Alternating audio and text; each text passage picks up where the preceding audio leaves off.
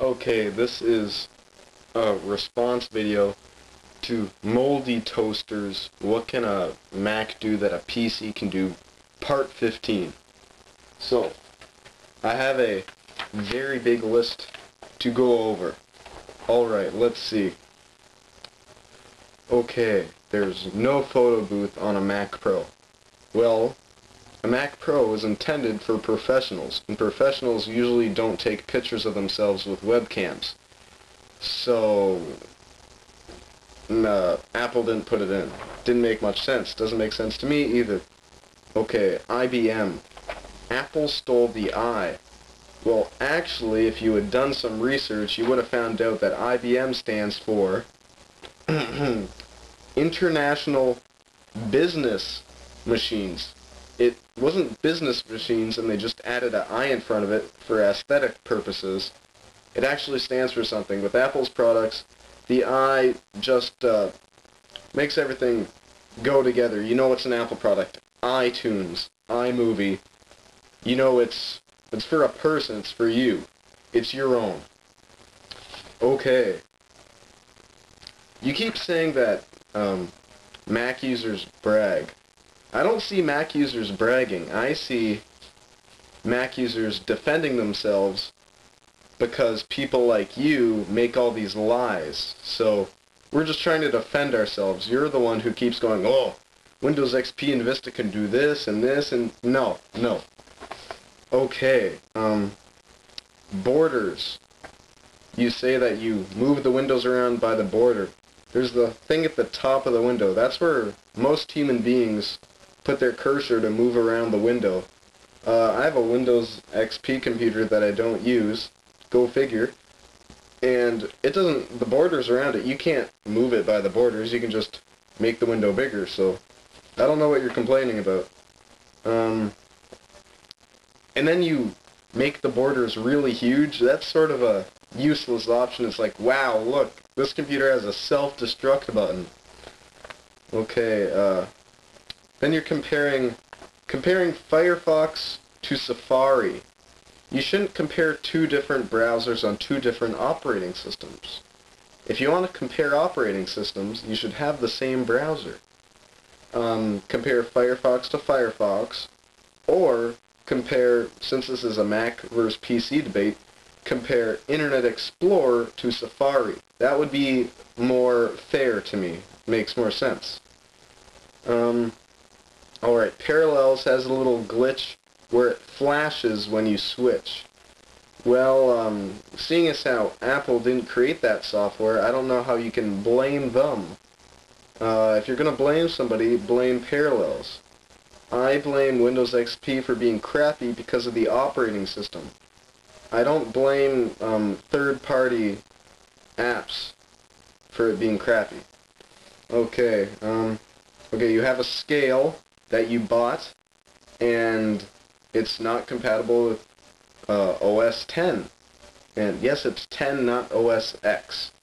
And whose fault is that? Well, it seems, to you at least, that it's Apple's fault. But no, it's the scale manufacturer's fault, because they failed to create a driver for OS 10. So I don't see why Mac would go out of its way to create a driver for them. Okay. And then you say, oh yeah, it's USB, it should be compatible. USB works with Apple products. It's nothing about USB. It has a USB jack. Everything has USB jacks nowadays. It's drivers, not USB. Okay, here we go. The iPod versus the Zen. You very cleverly, at the beginning, go, okay, here we have this, some big iPod, and then this lovely Zen. Okay, mind tricks, not gonna work. I went and did research, okay? And this is what I came up with.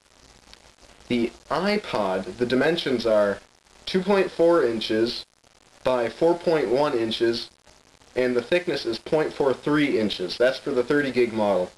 And that is a grand total of 4.23 cubic inches.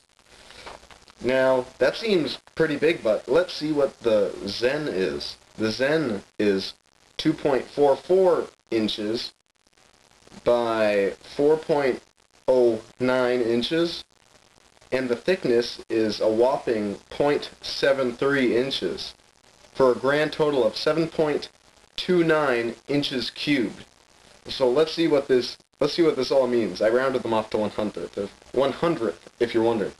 The Zen, there's a difference of 3.06 cubic inches. That's a lot more cubic inches in your pocket. And you say, I noticed you said that the iPod is wider, when in fact the Zen is wider and far thicker, much thicker. So you see phones like the Razr. Razr is very thin. Thinness is what matters, because your pockets are very big. It's not like you're cramped for space and they come out a lot. They're big, but they're thin, so you want something thin rather than fat. I'll take a wider MP3 player any day rather than a thicker one, even though the iPod is not as wide. Moving on. You say, oh, the Zen holds more. That's kind of a open-ended statement, because you didn't mention which models each were. The two I'm comparing are two 30 gig models, and if you know anything about anything, you know 30 gig on a Zen and 30 gig on an iPod are identical.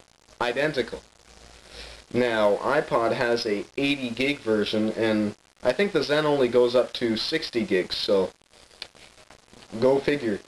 Okay, you say how the Zen has light up buttons so you can use it in the dark. The iPod has 5 buttons. If you don't know where the buttons are after having owned one for at least a day, then you don't deserve to be called a human. I don't even have an iPod in front of me. It's play, pause, menu. Oh, from your view, it's skip forward, skip back. And then you spin it with your thumb to make the volume go up and down. I use my iPod through my pocket. The little touch scroll wheel works through your pocket, turn up the volume, everything. It's really easy, in fact. And those lights are just another thing to break, and yeah. Okay. Backgrounds. You get all smug how you're like, oh, I got Apple. They stole the background. They're technology. A background isn't technology, okay? It's a background. It's easy to do. They listened to their consumers who said, hey, I want a background on my iPod. So they made a background for the iPhone. And I don't see you mentioning how the Zune also has a background, which came out after the Zen. So, one second, I gotta show you something.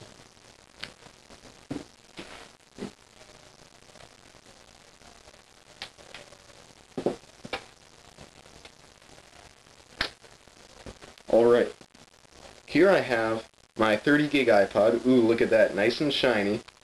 And watch, when I turn it on, it has a background. Yes, my iPod has a background. It's an easy hack. It doesn't come standard, but I like it. You can go to ipodwizard.com and learn how to do that if you have an iPod and would like a background. It's an easy hack. Let's see what else we have to go over. Oh, it doesn't have an FM tuner in it. If you want to listen to the radio, don't spend $240 on a 30 gig MP3 player. Spend $5 on a little portable radio, Walkman thing.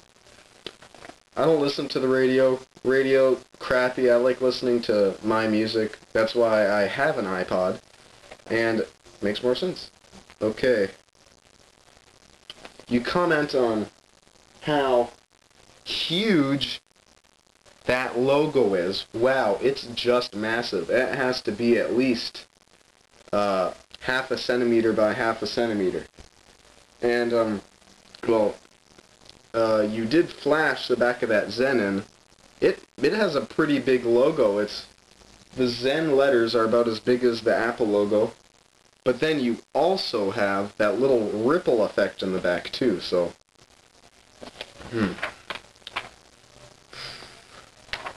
Alright, you comment on that Apple likes to put its logos on all of its products. Well, that's what most companies do. They make a product, they put their logo on it. So if somebody sees that and they go, wow, that's cool, then they know who makes it. It's only natural for a business to put their logos on things it creates, even manuals and stuff like that. So, yeah. Well, I went through the whole list.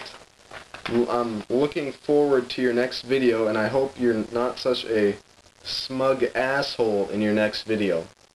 Thanks. I'm gonna go play on my 2-year-old iBook that's faster than my 2.8 gigahertz Windows box that I bought last year, so yippee! See that little Apple logo? Damn marketing.